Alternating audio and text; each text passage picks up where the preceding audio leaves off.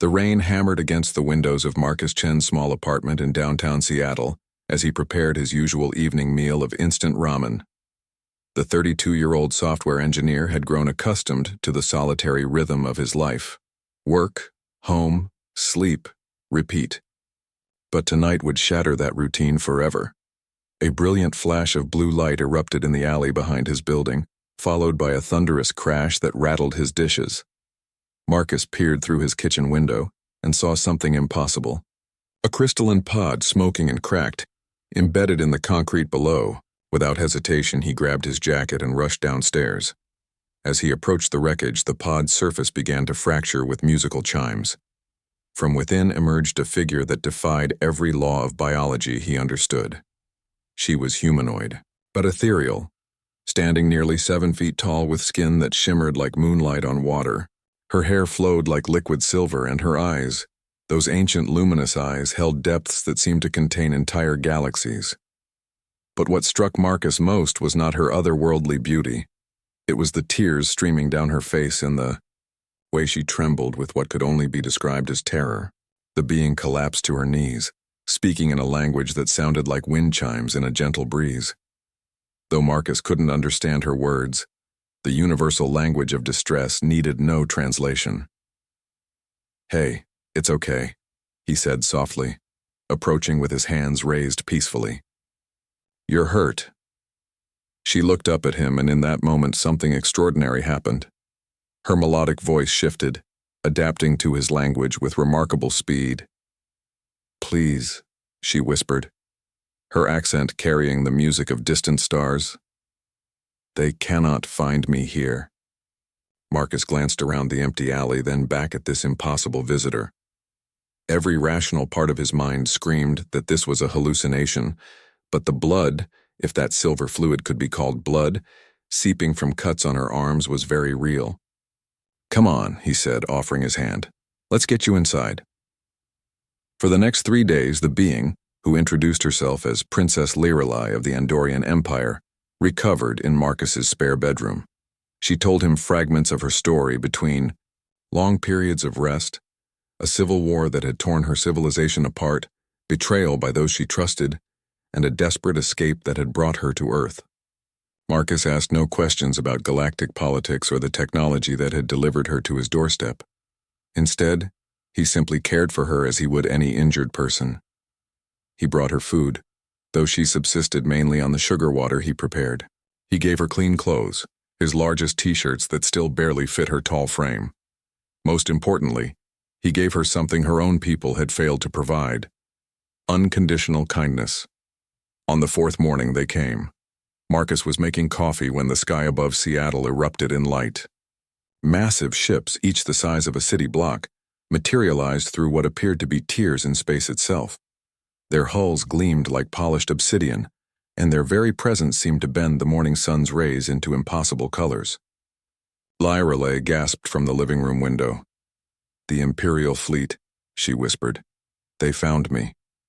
Within minutes, armored figures began materializing on Marcus's fire escape. Each stood 8 feet tall, encased in technology that hummed with barely contained power. Their leader, distinguished by golden trim on his armor, stepped through the window as if the glass were merely an illusion. "Princess Lirelai," the figure intoned, his voice carrying the weight of absolute authority.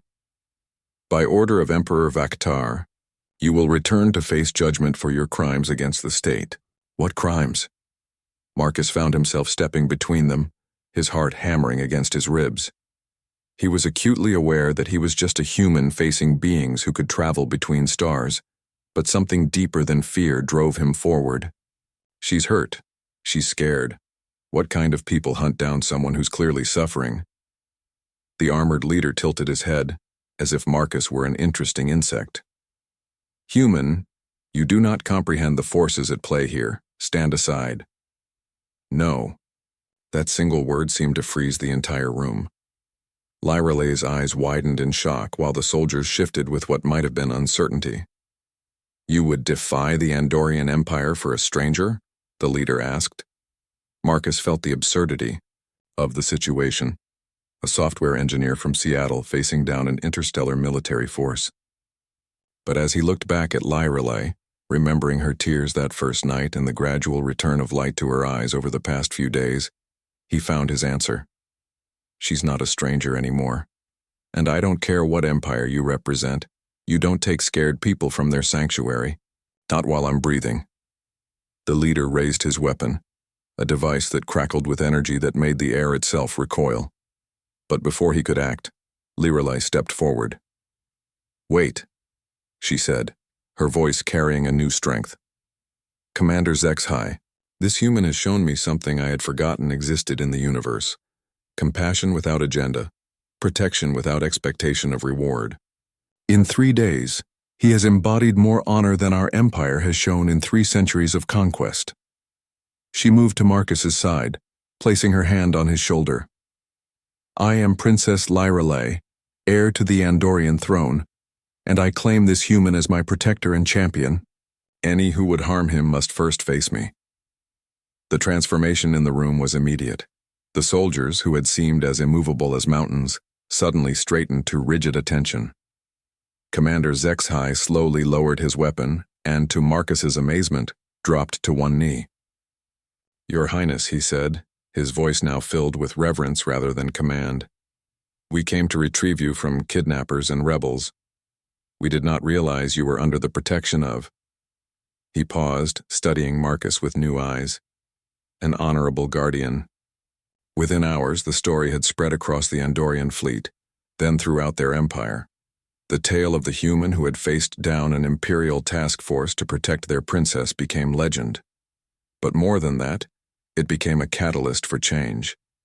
6 months later, Marcus stood in the crystal halls of the Andorian capital, wearing ceremonial robes that felt absurdly grand on his ordinary frame. Princess Lyrelay, now empress after her father's peaceful abdication, had invited him to witness the signing of the first Galactic Compassion Accords, a treaty that would reshape how the great powers of the galaxy treated refugees and the displaced. "You changed everything," she told him as they watched representatives from dozens of worlds commit to principles of sanctuary and protection. Marcus shook his head, smiling. "I just did what anyone should do, what anyone would do." "That," Lyrelay replied, "is exactly why you changed everything." As Earth became the first world to receive full membership in the Galactic Council, not for its military might or technological prowess, but for the simple humanity one man had shown to a crying stranger in an alley, Marcus Chen continued to live in his small apartment in Seattle. He still made instant ramen for dinner, but now sometimes he cooked for 2,